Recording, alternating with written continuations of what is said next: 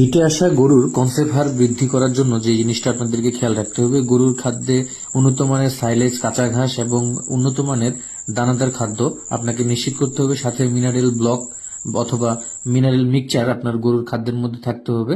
আর গরুর body condition score, যেটাকে BCS বলা হয়, 3 থেকে 4-এর মধ্যে থাকতে হবে। অর্থাৎ গরু অতিরিক্ত মোটা হওয়া যাবে না অথবা রুগ্ন বা শুকনো হওয়া যাবে না।